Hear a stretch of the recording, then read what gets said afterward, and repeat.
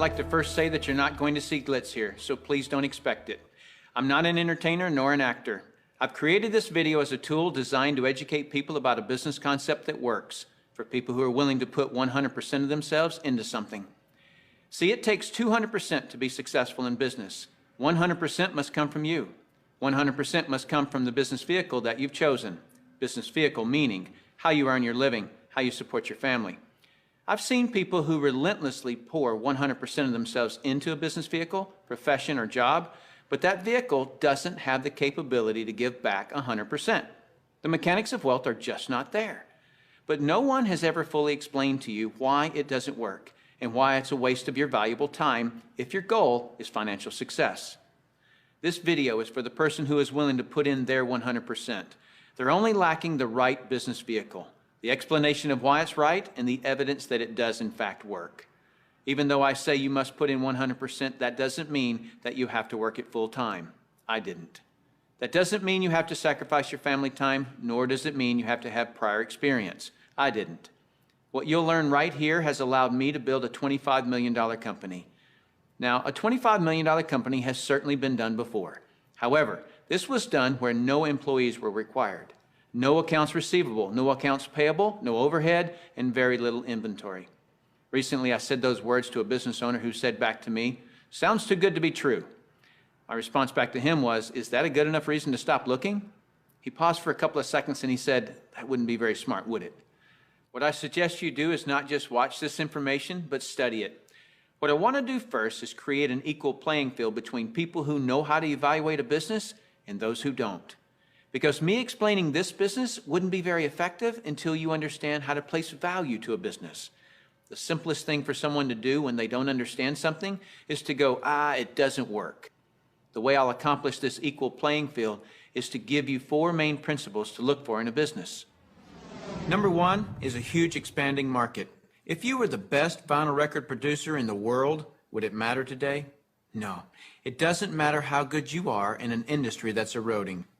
Number 2 is a unique and consumable product. I'll cover unique first. If you don't have a unique product, then you compete on price and convenience. Who has the best price? Who's closest to the customer? Yet if you have uniqueness, then people must come to you. Next is consumable. If you have a non-consumable product, you're basically unemployed until your next sell. You want the repeat sales of consumable products. Whether it's every time someone picks up the telephone, connects to the internet, renews a membership, turns on electricity, or gets to the bottom of a box or a bottle, you want those repeating commissions because it can pay you again and again. Number 3 is timing. Primarily here I'm talking about trends in timing.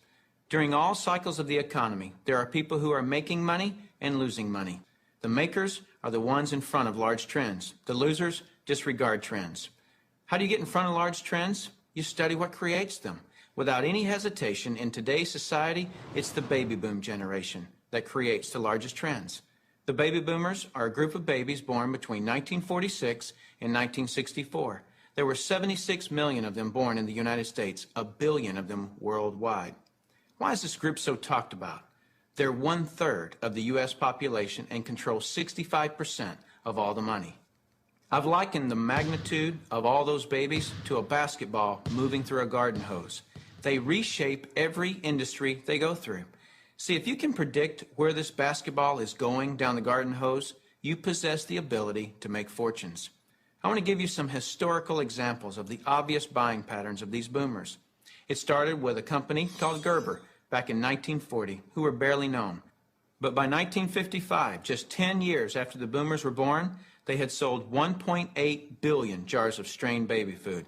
As the boomers took their first steps, it was Buster Brown and Kenny Shoes. When the boomers went out to play, Mattel and Hasbro got rich providing toys to this young group.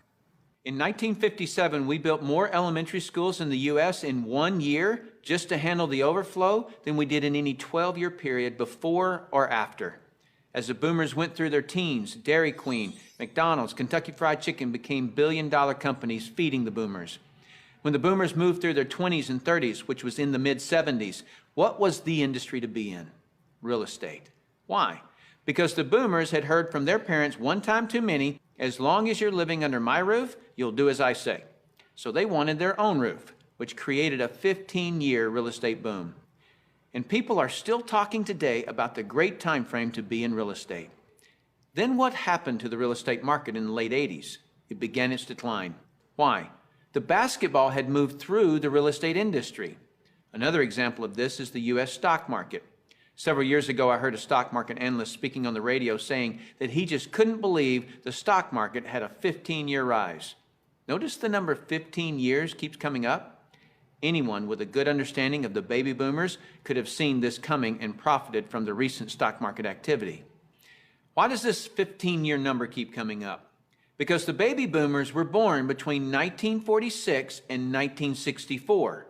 And so 18 years separates the front edge from the back edge. A very important number for you. If you look for trends on the front side of the basketball, you get the full 18 years for your products to be popular. That's the reason you study the nose of the basketball. So your business, no matter what your business is to be looking at what industries are expanding or which industries are about to expand. You shouldn't care how long you've been doing something or how long you've been in school to learn something. Are you in front of trends or not? Don't have a loyalty to something just because you've been educated in it or doing it for a long time. So looking at the current trends, we basically got 1 billion people who are in their 50s and 60s. Since that's the case, what business do you want to be in? Let's look at some obvious current and future trends. Health and looking younger are going to be tremendous trends. The boomers do not like what aging is doing to them. So products that fend off aging as well as vanity issues will continue to boom. Businesses that focus on retirement issues will do very well. The crux of it will start with the boomers having enough money to retire. Businesses that offer ways to make money will obviously flourish. Legal matters such as wills and estate planning will become large trends. Efficiencies will also grow. The television was too far away from the couch for the boomers, so they invented the remote control device. Today, they have their entire library of books and music in their cell phones. The boomers have always been enamored with technologies that make life easier. These technologies will actually create industries. For example, the computer created the need for antivirus software. The internet has created a need for identity theft protection and firewalls. But there will be many additional industries created by the computer and internet technologies. It is the computer plus the internet that made the iPod, iPad, and iPhone possible. As a side note, the baby boomers are not the only trendsetters. They are just the largest and have most of the money. As the world becomes one, the international market will play a big role, as well as the group born just after the baby boomers that are known as Generation X. But remember, the boomers control 65% of all the money. So when a bright Generation X person creates a great new product or service, they must make it simple enough that a baby boomer can understand it. Otherwise, that product will not reach mass acceptance. Those are some of the big trends. So if you want to be brilliantly compensated, you must focus on industries and companies that have positioned themselves in front of these trends. All right, let's move forward. Number 4 is leverage. I'm going to spend some time on this one because we're not really taught this in our society. We're taught to go get a good education, build a resume, and exchange our expertise for someone's dollars. The problem with that is if we're not exchanging our expertise, we're not making any dollars. So vacation time is costly. A walk around the golf course, costly. Family time, although extremely important, is costly. I'll define the word leverage as an increased means by which to attain something. One form of leverage is investing $5 million and earning 10% interest, which will yield you about 41 grand a month in income. So whether you're enjoying family time or playing golf or vacationing, you're still enjoying 41 grand a month in income. You're leveraging off your money. That's a leverage everyone would love, but very few have it. Let me explain another kind of leverage that's available to everyone, including yourself. Incidentally, if you get nothing more out of this video than a better understanding of this little simple concept I'm going to explain, you'll have gained something very valuable for watching it. Imagine, if you will, you own a company. You employ just one person, me. I work for 8 hours on Monday. You work for the same 8 hours on Monday that I do. Now listen closely. You get paid on 16 hours worth of work because you take a portion of my productivity as income back to yourself. You're leveraging off my efforts because I'm your employee. So theoretically, the more employees you have working for you, the more leverage you have. However, have you ever had employees? If you have, you know that in theory, hiring employees sounds great, but it's very difficult to reach leverage through employees. I've heard it said that if you have one employee, you have one headache. If you have 100 employees, you run an adult daycare center. And the reason being is this: no employee will ever work as hard for your company as you will, because they don't own it. Here's my rule of thumb for reaching true leverage. If there's one sentence that epitomizes the entire video, it would be this: to have true leverage, you must create a situation where everyone has the same amount to gain. Only then do you have true leverage. Let me give you an example of this type of leverage. Let's say that I'm a real estate broker and I hire an agent named Robert. Robert goes out and sells a building. Robert earns a percentage of the selling price of the building, and so do I, the broker. Why do I, the broker, earn a percentage when it was Robert who sold the building? Well, I did some of the advertising. I trained Robert. I had the initiative to go get my broker's license in the first place. I put up the risk. I did a lot of things. And so it's valid that I, as the broker, earn my money. But Robert doesn't work for me as an employee. He's an independent contractor. He just hangs his real estate license on my wall. My point here is the broker and the agent have the same amount to gain from the sale of the home. It is totally in the agent's interest to earn more money, which is a form of leverage for the broker.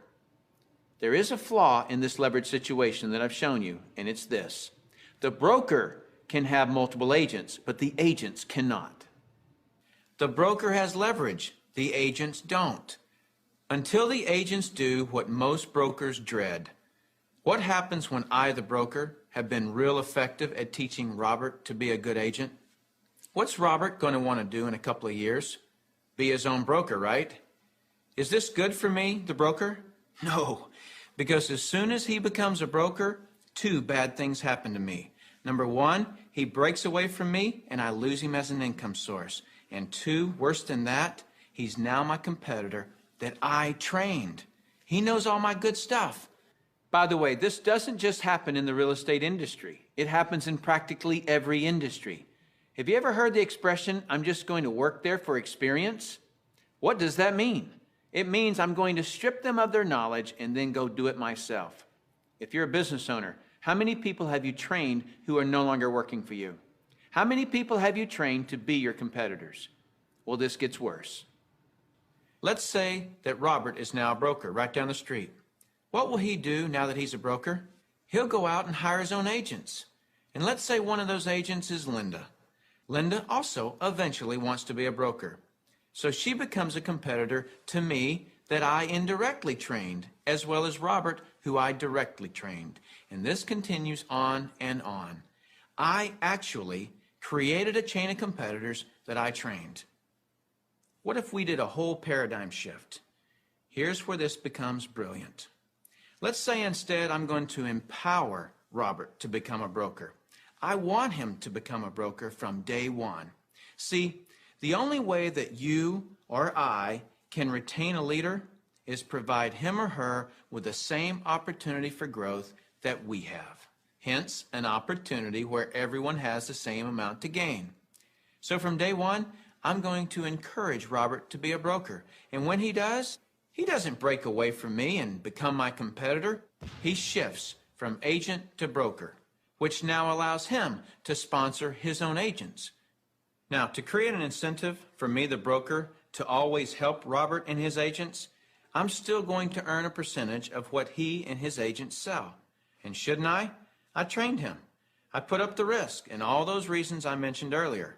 Now, the percentage I earn from Robert and his organization should be a lot smaller than when he was an agent, but I should still earn a percentage.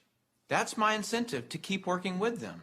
Now, some people look at this and say, gosh, isn't that one of those pyramids? And what's the perception of a pyramid? People at the top making all the money and the people down below do all the work, right? Isn't that the perception of a pyramid? Let me explain why this is not a pyramid and why people at the top don't necessarily make all the money. Let me just make a quick point before I discuss the pyramid issue. It's not the geometric shape that people have a problem with. This geometric shape is probably the shape of your family tree, the shape of our government. To the architect, it's the strongest structure known to man. Every organizational structure in the world is this shape. So the shape isn't the problem. However, that perception, people at the top earn all the money, let me illustrate that for you. Here's a typical corporation. At the top, you have a CEO, which stands for Chief Executive Officer. Does the president earn more money than the CEO? Not normally. How about below the president? Do any of the vice presidents earn more money than the president? No. Let me ask this question, and I want you to really think about it. What would happen if some of the vice presidents of a corporation made more money than the president? Really, what would happen? Talk about total confusion. This whole process is called delegation. Each level of the corporation earns less income. The reason the president can tell the vice president what to do is because they make more money. So the corporate structure is people at the top making the majority of the money, and the people at the bottom do not. The CEO of any corporation earns off the productivity of, or is leveraged off of, everyone in his or her corporation. Whether that CEO personally hired every employee or someone else in the company hires them. So the CEO, and only the CEO, earns on multiple levels of his or her company. And the model that I'm suggesting as being brilliant is where you, the individual, are given that same opportunity to earn on multiple levels of brokers and agents, just as the CEO of a corporation is. From here on, I'll refer to this form of marketing as network marketing. In network marketing, you, the individual, are given the opportunity to earn off the productivity of the people in your organization, whether you personally sponsor them or someone in your organization sponsors them. Remember that I said to reach true leverage, you must create a situation where everyone has the same amount to gain. Well, that's what I just described. Here's what makes the network marketing structure the absolute fairest structure available. In most network marketing companies, everyone can earn a certain number of levels deep of the organization they build. Everyone in the company can earn that same number of levels deep, like maybe 4 levels deep or 6 levels deep. Let's say we use 4 levels. So if you build an organization to be more productive, then you would earn more money than I would, even if you were in my organization. In the example shown, you would earn on 3 levels I couldn't reach, because everyone gets the same number of levels. There are people in my organization right now that earn more money than I do. Do you know what I call that? Fair. Shouldn't it be that way? I mean, take any structure. Shouldn't the most productive person in that structure make the most money? Now I'd like to show you an interview that I did a few years ago with Dr. Charles King, who holds a PhD from Harvard and is a professor of marketing at the University of Illinois at Chicago, who actually teaches network marketing at the university. Dr. King, we're delighted to have you here. I'm pleased to be here, Tim. Dr. King, could you tell us a little of your education and your business background? Tim, I'm a professor of marketing at the University of Illinois at Chicago. I got my bachelor's and master's degrees from the University of Texas in Austin, spent a tour of duty with the Exxon Corporation, and then returned to get my doctorate in business administration from Harvard University. More important to this discussion, over the last 6 years, I've been involved in doing research, teaching, and consulting in network marketing. So coming from such a conservative school, and I know you a little bit, and I know you to be very conservative, what caused you to look at network marketing to begin with? In 1990, we had a major economic recession in the United States. The Midwest and Chicago particularly were very badly hit. As a result, the interviewers stopped coming to campus. We were graduating hundreds of students a semester, and they weren't getting jobs. Our alumni were coming back to us, losing their jobs, looking for help, and we had nothing to offer them. Now, I started looking, because of my background in business consulting, at alternative career paths. I went out and I looked at starting your own business, at home-based businesses. I looked at franchising. I looked at direct selling. And in the direct selling arena, I backed into network marketing. Now, I was very cynical, skeptical. Tim, I was negative about network marketing. They don't teach network marketing at the Harvard Business School, and I didn't know much about it. The end result was one of my students who was on the team asked me, "Why are you so negative about network marketing?" I looked at that young man and I said, "Son, I know enough to know I don't want to know any more." That student looked at me and he said, "Professor, if I gave you that answer to that question with no more information than you have, you would give me an F." I turned to him and I said, "Son, you're absolutely right. I have no basis for that conclusion. You just made an A." As a result, we went to the library, we went to meetings, and for the next 6 months, we did due diligence on the network marketing industry. I visited the top companies, I talked to network marketing leaders, I became an evangelist. In 1990-91, we started teaching network marketing in the marketing curriculum at the university. Suppose you run across the super skeptic. What advice do you have for them? Tim, I would recommend they do precisely what I did. I was a super skeptic. I did my due diligence, I investigated the industry, and I drew my own conclusions. I strongly recommend that you do your due diligence and then begin to define precisely what role you want to play in the network marketing industry. Set realistic expectations. If there's a single cause for failure in this industry, it's the get-rich-quick syndrome, thinking that you can come into the industry and make enormous sums of money with no work. I argue, by contrast, that if you set realistic expectations, you develop a plan of action to guide your business development, you can be successful. And that's coming from a Harvard Business School graduate who was a true skeptic, but through due diligence, he learned the truth. Warren Buffett owns a network marketing company. If you don't know who he is, he's typically listed in the top 5 richest people in the world.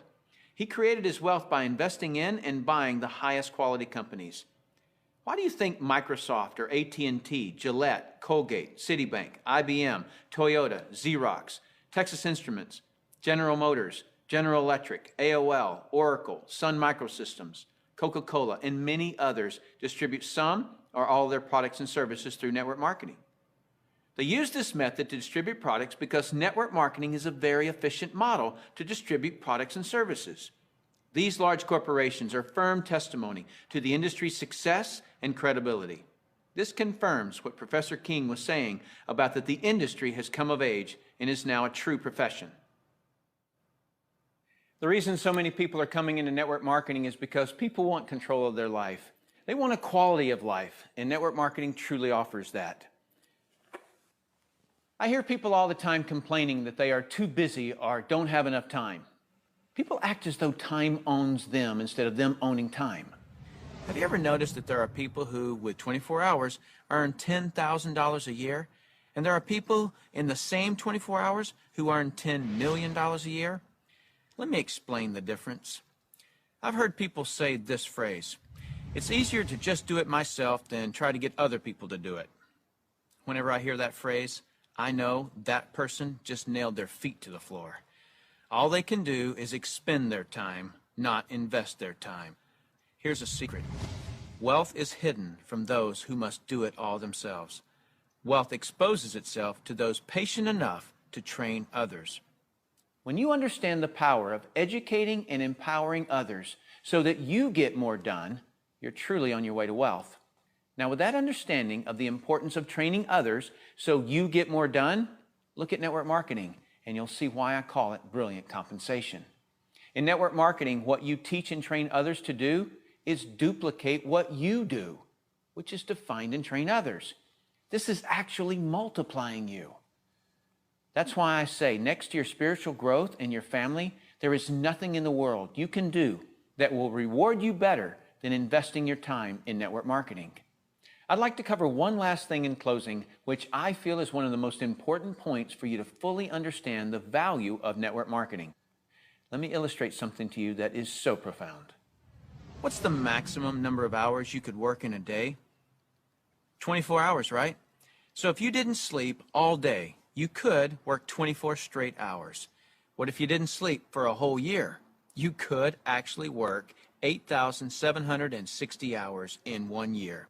But that's the maximum number of hours you could work in a year. I have 56,000 people in my organization worldwide. Well, let's suppose that all 56,000 people work just 1 hour out of a year. 56,000 people times 1 hour each equals 56,000 hours of work that I'm being paid on. Well, for most people to earn on 56,000 hours of work, they'd have to work for over 6 years, 24 hours a day without sleep to put in the same amount of hours that I could in 1 hour a year. Let me throw in something really ridiculous. Suppose all my 56,000 people worked 1 8-hour day in a year.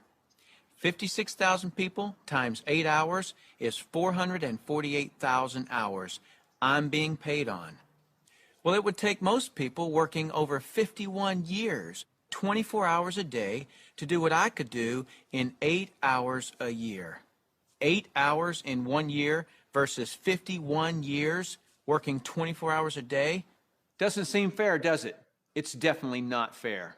What's not fair is that you haven't understood this until today, and other people have. But now that you understand it, take responsibility for it. Don't go running and try to create reasons why you can't do this. You can do this. I don't say any of this to impress you. I don't need to impress you. This is an educational-only video. My purpose in creating this tool is to contribute back to that woodpile that so generously gave to me. Because network marketing has given me a lifestyle I previously couldn't have imagined. And because network marketing has given me total financial and time freedom, I feel it my responsibility to explain the industry in an understandable way. So I say all of this only to impress upon you that the difference between the wealthy and everyone else is leverage. You've got to understand that. And nothing gives you, the individual, leverage in such an ethical way like network marketing can. So go get a pad of paper, write down what you really want in life. Then call the person who gave you this video and tell them whether you're an A, B, or C. C is see you later, no thanks. That's fine with us because your relationship with the person who gave you this video is more important to us than anything. Or you're a B. A B is I may be. I want to first explore the product. If that's you, then do that. Don't procrastinate. The #1 killer of financial success is procrastination. People just putting it off until tomorrow, and they've somehow convinced themselves that they'll actually do it tomorrow. You know what I'm talking about. As soon as I'm done with this project, then I'll have more time. Or as soon as little Jimmy gets back to school, then I can, and they never do. If a person has an excuse, they have all they need to fail. Don't let that be you. Get your product today. Or you're an A, and that means absolutely. No, you don't have all your questions answered, but you see enough to start and begin your training. Very well done to you in your ability to make a decision. If it's late at night and you just watch this, don't be concerned that the person who gave this to you is sleeping right now. They'll be up. And if they're not, wake them up. Tell them, hey, now that I understand this thing, I can't sleep. And if I can't sleep, you're not going to sleep. Believe me, they'll appreciate that call. So call that person and tell them whether you're an A, B, or C. That's it. Join us. You'll be glad you did. Now is the right time, the smart time. Thank you for taking the time to view this video. I hope it's been educational to you. What I really hope is that you'll put this information to good use. Next, you'll see some common questions that you can interact with. I look forward to working with you, should our paths cross. I'm Tim Sales.